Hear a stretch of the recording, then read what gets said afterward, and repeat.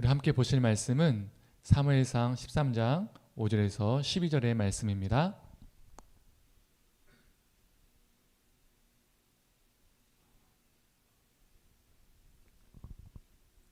우리 함께 읽도록 하겠습니다. 블레셋 사람들이 이스라엘과 싸우려고 모였는데 병거가 3만이요 마병이 6천 명이요 백성은 해변에 모래같이 많더라.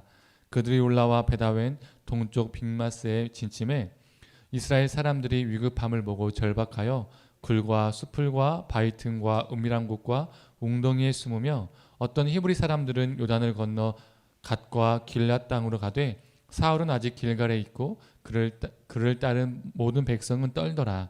사울은 사무엘이 정한 기한대로 이레 동안을 기다렸으나 사무엘이 길갈로 오지 아니하매 백성이 사울에게서 흩어지는지라. 사울이 이르되 번제와 화목제물을 이리로 가져오라 하여 번제를 드렸더니 번제 드리기를 마치자 사무엘이 온지라. 사울이 나가 맞으며 문안하며 사무엘이 이르되 왕이 행하신 것이 무엇이냐 하니 사울이 이르되 백성은 내게서 흩어지고 당신은 정한 날에 오지 아니하고 블레셋 사람은 믹마스에 모였음을 내가 보았으므로 이에 내가 이르기를 블레셋 사람들이 나를 치러 길갈로 내려오겠거늘 내가 여호와께 은혜를 간구하지 못하였다 하고 부득이하여 번제를 드렸나이다 하니라. 아멘. 말씀을 들으시는 모든 성도님들에게 하나님의 은혜가 있기를 간절히 소망합니다. 오늘 본문은 이스라엘과 블레셋의 전쟁을 다루고 있죠. 사울은 3,000명의 군대를 가지고 있었습니다. 2,000명은 자기와 함께하게 하고 또 1,000명은 자신의 아들 요나단과 함께 하도록 했습니다. 그런데 요나단이 이 블레셋을 기습 공격을 한 겁니다. 이것이 블레셋을 자극하게 되었죠. 그래서 블레셋은 병거 3만 그리고 기마병 6,000명을 모아서 전쟁을 준비했습니다. 기록은 안 되어 있지만 여기에 보병까지 합하면 블레셋 군대는 아마 5만 명은 훌쩍 넘었을 겁니다. 반면 사울의 군대는요 2,000명, 1,000명 모아서 3,000명이잖아요. 그래서 이 10분의 1도 안 되는 수준으로 이 블레셋 군대들과 맞붙게 되는 상황이 된 것이죠. 이러한 수적 열세 때문에 이스라엘은 두려움에 떨게 되었습니다. 군인들이 어떻게 했냐면 굴과 수풀 그리고 바위틈과 웅덩이 숨을 수 있는 곳에서는 다 숨기 시작했던 거예요. 또 어떤 이들은 요단강을 건너서 요단강 동편으로 도망가는 사람들도 있었습니다. 안 그래도 이미 10분의 1 이상의 수적 열세를 가지고 있는데 더 숫자가 줄어든 것이죠. 이런 상황 속에서 사울은 전쟁을 시작하기 전에 사무엘이 길갈로 와서 제사를 주관해 주기를 기다리고 있었습니다. 그런데 약속한 7일이 지나도 사무엘이 안 오는 겁니다. 사무엘이 도착하는 것이 지연되자 백성들은 더욱더 겁을 먹었고 성경의 기록을 보면 더 흩어지기 시작했다고 말하고 있습니다. 그래서 사울이 한 행동이 무엇이죠? 우리가 잘 알고 있는 것처럼 사울이 스스로 제사를 드렸습니다. 사울이 번제를 마치자마자 사무엘이 도착했고 사무엘은 사울을 책망하죠. 이게 도대체 무슨 일입니까? 라고 책망을 합니다. 그때 사울은 이렇게 말합니다. 하나님께 은혜를 구하기도 전에 블레셋이 치러 올 것 같아서 어쩔 수 없이 제사를 드렸습니다. 라고 대답을 합니다. 즉 그가 제사를 드린 이유는 무엇입니까? 하나님께 은혜를 구하기 위해서였습니다. 우리는 절박하고 급박할 때 그리고 힘들고 외로울 때 지치고 두려울 때 하나님의 은혜를 구합니다. 그건 당연한 거죠. 우리는 유한하기 때문에 우리는 한계가 있기 때문에 우리는 연약하기 때문에 하나님의 은혜를 구하고 바라봅니다. 저도 마찬가지입니다. 개척을 하면서요 두려울 때가요 한두 번이 아닙니다. 순간순간마다 찾아옵니다. 그때마다 하나님의 은혜를 구하고 하나님의 은혜를 붙잡습니다. 그러나 하나님의 선하신 은혜를 구하는 것이 목적이라면 그 방법도 선해야 합니다. 하나님의 은혜를 구하는데 그 방법이 잘못된 것이라면 하나님은 기뻐하지 않으시죠. 어떤 사람들은 두렵고 급박할 때 문제 상황에 놓여 있을 때 하나님의 은혜를 구하지만 동시에 그 상황을 뚫고 지나가기 위해서 그릇된 방법을 사용하는 사람들도 있습니다. 그리고 그 문제가 해결되면 하나님의 은혜다, 하나님이 하셨다라고 말하는 사람들이 있다는 거죠. 하지만 그건 하나님의 은혜가 아닙니다. 하나님이 기뻐하지도 않으시죠. 하나님이 하신 것도 아닙니다. 그냥 그릇된 방법으로, 나쁜 방법으로, 잘못된 방법으로 본인이 해결한 것뿐입니다. 그렇다면 제가 조금 전에도 사울이 하나님의 은혜를 구하는 데 있어서 그의 방법이 잘못됐다라고 말했는데 무엇이 잘못된 것일까요? 다른 말로 하면 사울이 제사를 주관한 것이 왜 잘못된 것일까요? 우리는 보통 이렇게 생각합니다. 사울은 왕일 뿐인데 제사장, 대제사장도 아닌데 대제사장만이 집례할 수 있는, 주관할 수 있는 제사를 사울이 드렸기 때문이다 라고 생각하죠. 마음이 너무 급한 나머지, 너무나 두려운 나머지 대제사장의 고유 권한을 침해했기 때문에 사울은 사무엘에게 책망을 받은 것이다라고 우리는 보통 이렇게 생각합니다. 그런데 과연 그럴까요? 대제사장이 아닌 왕이 제사를 주관했기 때문에 이 사울은 책망을 받은 것일까요? 우리가요 성경을요 자세히 들여다보면 대제사장이 아닌데도 자신이 직접 제사를 주관한 사람들이 있었습니다. 사울만이 아니었습니다. 다른 왕들도 있었습니다. 바로 우리가 잘 알고 있는 다윗과 솔로몬도 자신이 직접 제사를 드렸습니다. 예를 들어서 사마 6장을 보면 다윗이 하나님의 언약궤가 예루살렘으로 들어올 때에 소와 살찐 송아지를 제사로 드립니다. 제가 13절, 17절, 18절을 읽어드리도록 하겠습니다.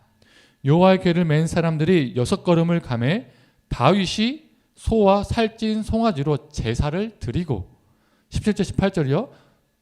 제가 다윗이 나온 부분만 읽어보겠습니다. 다윗이 번제와 화목제를 여호와 앞에 드리니라. 18절 다윗이 번제와 화목제 드리기를 마치고 다윗도 자신이 제사를 직접 드렸습니다. 그런데 무슨 일이 생겼나요? 네가 대제사장도 아닌데, 네가 레위인도 아닌데, 너는 아무것도 아니고 왕일 뿐인데 왜 제사를 지내냐? 이런 책망이 있었나요? 성경을 찾아봐도 없습니다. 제사장이 아닌 다윗이 제사를 드렸는데도 아무 일이 일어나지 않았던 거죠. 우리가 알아야 할 것이 있습니다. 그 당시에는요 제사라는 것이 제사장들과 레위인들의 고유 업무는 맞지만 독점 업무는 아니었습니다. 설교라는 것이 목사의 고유 업무이고 고유 역할인 건 맞지만 독점 업무는 아니죠. 평신도 중에서도 설교를 하신 분들이 있지 않습니까? 그리고 간증 설교도 하시잖아요. 그 당시도 이 제사도 이와 같습니다. 제사와 관련된 일은 혈통적인 레위인들만이 하는 게 아니었습니다. 오늘 본문에 나오는 사무엘이 그 대표적 인물입니다. 사무엘의 아버지가 누구죠? 엘가나입니다. 이 사무엘상 1장 1절을 보면요. 그 엘가나가 어느 지파 사람인지 알 수가 있습니다. 사무엘의 아버지 엘가나가 어느 지파의 사람일까요? 제가 사무엘상 1장 1절을 한번 읽어보겠습니다. 에브라임 산지 라마다임 소빔에 에브라임 사람 엘가나라 하는 사람이 있었으니 사무엘의 아버지가 이 엘가나가 에브라임 지파 사람이라는 겁니다. 그러면 이 아버지 엘가나가 에브라임 지파 사람이니까 자동적으로 사무엘은 어느 지파 사람입니까? 아빠가 에브라임이니까 그의 아들 사무엘도 에브라임 지파 사람이라는 거죠. 사무엘은 혈통적으로 보면 레위 지파 사람이 아니라는 겁니다. 그러나 그는 제사장이 되었죠. 제사를 주관하는 사람이 되었습니다. 즉 제사라는 것이 레위 혈통에게만 독점되고 제한된 것이 아니었었습니다. 우리가 이 구약 성경을요 보면요, 제가 나중에 지금 사사기를 공부하고 있지만 사무엘상, 하, 열왕기, 역대하를 보면요, 레위인이 아닌 다른 혈통의 사람들이 레위인이 되고 제사를 드린 내용들이 나옵니다. 그런데 바벨론 포로 귀환 이후에 제사장을 비롯한 레위인들의 역할이요 확실하게 선이 긋게 되어집니다. 즉 고유 업무에서 독점 업무로 바뀌게 된 겁니다. 그래서 포로기 이후에 쓰여진 역대상을 보면 사무엘과 그의 아버지 엘가나, 심지어 이 사무엘의 조상들까지도 갑자기 레위 지파로 편식해버립니다.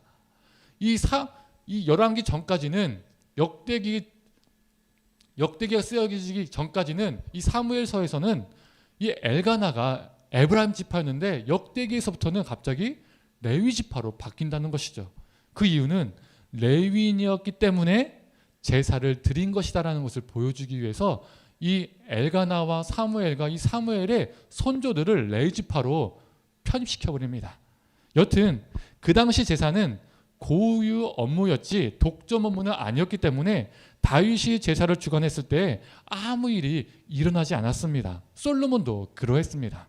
그렇다면 대제사장만이 주관할 수 있는 제사가 아니었다는 것이죠. 제사장만 주관할 수 있는 제사를 사울이 드렸기 때문에 그 방법은 잘못되었기 때문에 그가 책망받았다. 이 말은요, 맞지 않는 말이 되는 것입니다. 그렇죠? 그렇다면 도대체 사울에게 있어서 어떤 게 무엇이 잘못된 것일까요? 사울과 다윗 둘 다 자신들의 직접 제사를 주관했는데 한 명은 책망을 받고 한 명은 책망을 받지 않았습니다. 분명 차이가 있으니까 다른 결과가 나온 것이죠.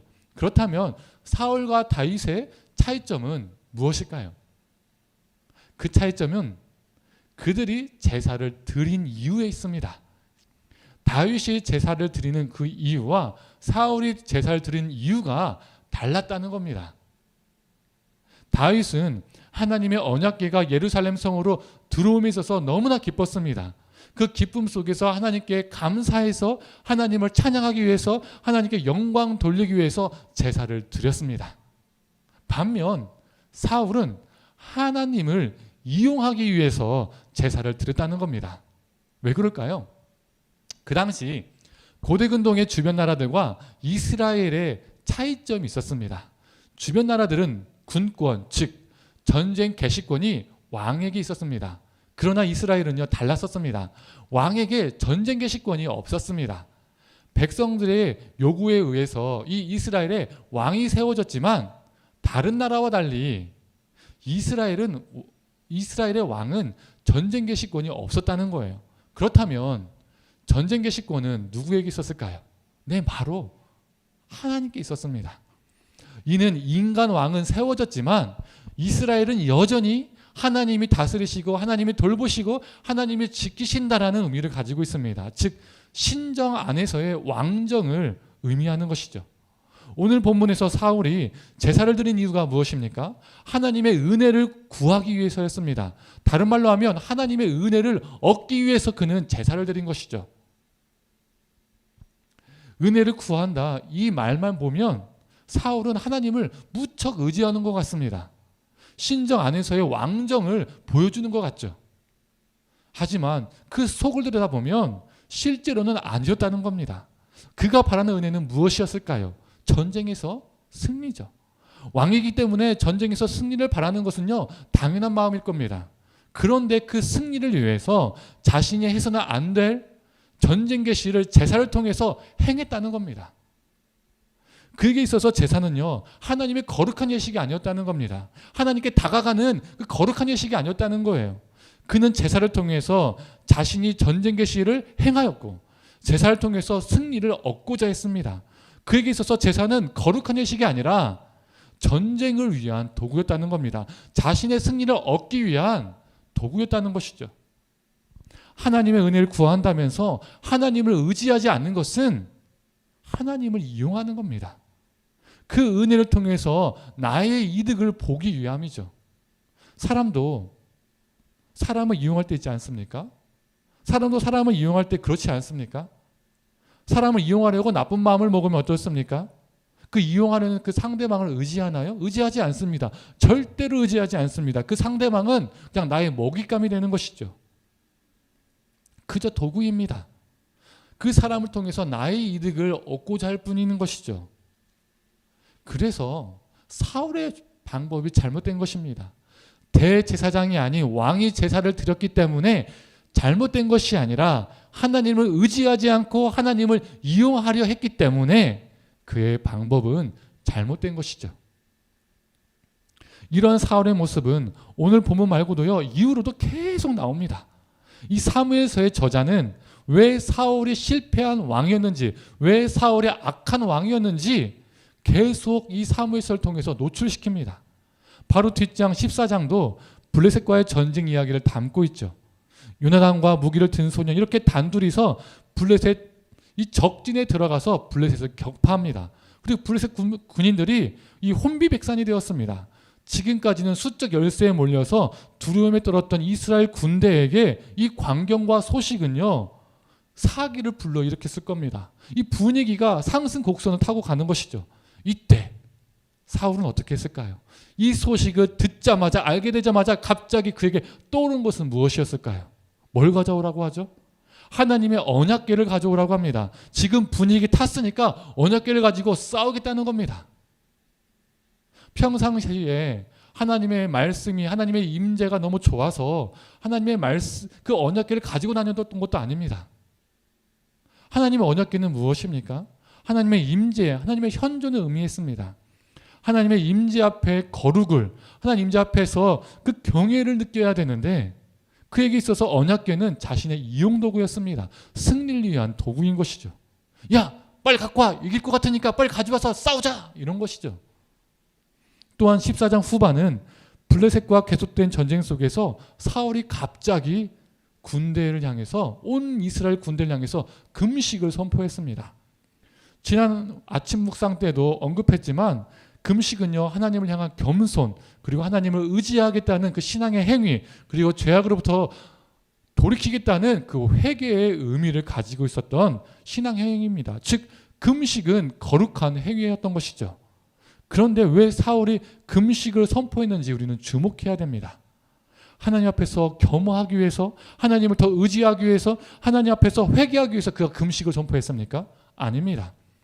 전쟁에서 승리를 이끌어내기 위해서, 즉 자신이 얻고자 하는 것을 얻기 위해서 그는 금식을 선포했습니다.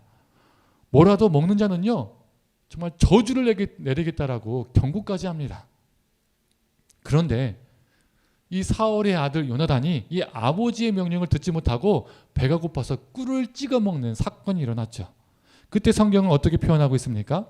그가 꿀을 먹었더니 사울의 저주를 받아서 죽었다, 이렇게 표현하고 있습니까? 그런 표현 나와 있지 않습니다. 오히려 요나단이 꿀을 찍어 먹은 것에 대해서 긍정적으로 표현하고 있습니다. 14장 27절에요. 눈이 밝아졌다라고 말하고 있습니다. 눈이 밝아졌다는 게 무엇입니까? 기운을 차렸다는 겁니다. 힘이 났다는 겁니다. 사울은 승리의 눈이 멀어서 지쳐있는 백성, 굶주려 있는 백성을요, 보지 못했습니다. 이렇게 욕망의 눈이 멀어서 하나님을 이용하려는 사람들은 욕망의 눈이 멀었기 때문에 주변이 보이지 않는 거예요. 주변에 고통당한 사람들이 보이지 않는 겁니다. 제사, 언약궤, 금식 다 거룩하는 것이지만 그 자체로는 너무나 좋은 것들이지만, 그런데 사울은 그것들을 이용해서 자신을 거룩하게 포장하면서 실제로는 그것들을 통해서 자신의 이익과 승리, 자신의 욕망을 채우고자 했던 것이죠. 그런데 성도님들, 혹 우리 안에 사울 같은 모습은 있지 않습니까? 하나님의 은혜를 삶 속에서 수없이 구하고 그 은혜를 얻기 원하지만 실제 삶 속에서는 하나님을 의지하지 않고 살아갈 수 있습니다. 반면 내가 원하는 것을 얻기 위해서, 나의 욕망을 위해서 하나님을 이용하는 것이죠. 속된 말로 거칠게 표현하자면 하나님께로부터 좋은 것만 쪽쪽쪽쪽 빨아먹는 것입니다. 우리가 하는 수많은 신앙 행위, 예배드림, 헌금 생활, 말씀과 기도 생활, 금식, 교회 봉사, 이것 등등등등들은요, 그 자체가요, 좋은 것입니다. 하지만 더 큰 복을 받기 위해서 예배하고 헌금하고, 내가 원하는 것을 얻기 위해서 기도하고 봉사하고, 좀 더 잘 되기 위해서, 좀 더 앞서 나가기 위해서, 좀 더 높아지기 위해서, 좀 더 성공하기 위해서 헌신하고 금식하는 것이라면, 우리의 수많은 종기 행위 안에 우리의 욕망이 있다면 그건 하나님이 기뻐하지 않으시는 거죠. 오히려 그것은 그저 하나님을 이용하는 것입니다. 성도님들, 하나님의 은혜를 구하는 것과 하나님을 의지하는 것은요, 함께 가는 겁니다. 따로 가지 않습니다. 그러나 하나님의 은혜를 구하는 것과 하나님을 의지하는 것이 따로 간다면, 함께 가고 있지 않다면 그건 바로 하나님을 이용하고 있는 상태라는 겁니다. 나는 하나님을 의지하며 살고 있는가? 아니면 하나님을 이용하며 살고 있는가? 우리에게 스스로 질문을 던져봐야 됩니다. 성도님들, 하나님의 은혜를 얻기만을 원하는 자, 하나님을 이용하는 자가 아니라 하나님을 하루하루 의지하며 살아가는 저와 성도님들 되기를 간절히 소망합니다. 그 의지 속에서, 그 의지함 속에서 하나님이 허락해 주시는 그 은혜를 경험하며 살아가는 저와 성도님 되기를 간절히 원합니다. 이제 말씀을 정리하겠습니다. 앞에서 사울의 금식 선포 이야기를 언급했었죠. 사울은 금식 이 선포를 어긴 사람을 색출하기 시작했습니다. 그리고 누가 걸렸겠습니까? 바로 자신의 아들 요나단이 걸렸습니다. 사울은 자신의 금식 명령을 어겼다는 이유만으로 어떻게 합니까? 요나단을 죽이겠다라고 선언을 합니다. 대단한 아버지죠. 자신의 아들의 생명보다 자신의 금식 명령이 더 중요했습니다. 자신의 승리가 더 중요했다는 거예요. 그때 무슨 일이 일어납니까? 백성들이 다 들고 일어납니다. 그리고 이 사울을 향해서 외칩니다. 사무엘상 14장 45절의 말씀입니다. 백성이 사울에게 말하되 이스라엘의 이 큰 구원을 이룬 요나단이 죽겠나이까? 결단코 그렇지 아니하니라. 여호와의 살아계심을 두고 맹세하옵나니 그의 머리털 하나도 땅에 떨어지지 아니할 것은 그가 오늘 하나님과 동역하였음이니이다.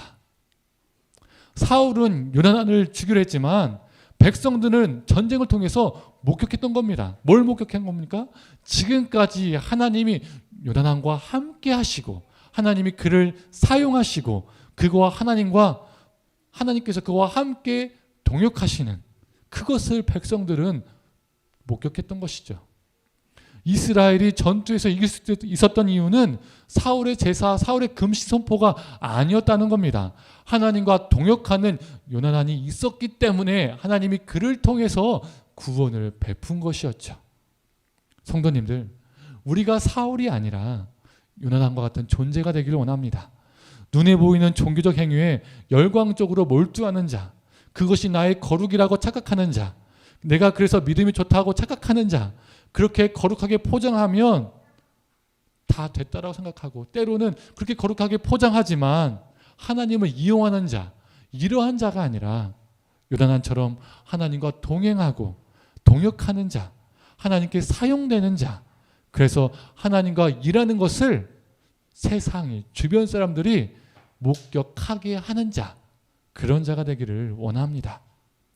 이웃과 세상이 우리를 보면서 와, 저 사람은 다른 것 같아.